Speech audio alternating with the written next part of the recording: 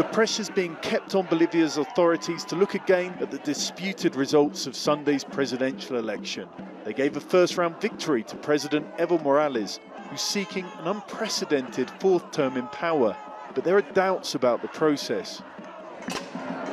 In the traditional Latin American sign of protest, pots and pans clanged through the night in La Paz.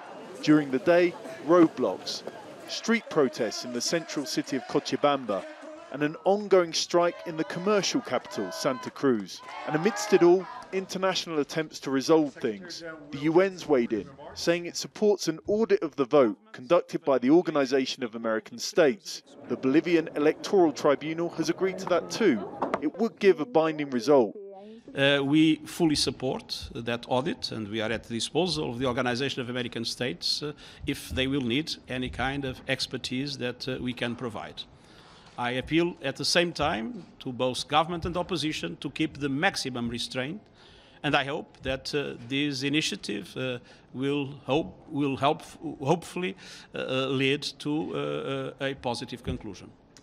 The opposition have mostly united around the closest challenger to President Morales, Carlos Mesa. They say that they also agree with the OAS auditing the vote, but that it must be binding and it must be soon. We have to define when that audit will be. It has to be in the next few days. We must make sure that it's binding and that two technical experts from the government and our side are accredited to do the job. The UN says at least 80 people have been detained in the protests and 19 police injured. The use of tear gas by police has been constant, but so far no deaths reported. The opposition said that there's been a monstrous fraud here. What the European Union and the Organization of American States have signalled is that there's at least significant doubts about the electoral process, and that's what they're trying to resolve before the crisis worsens here. John Holman, Al Jazeera, La Paz.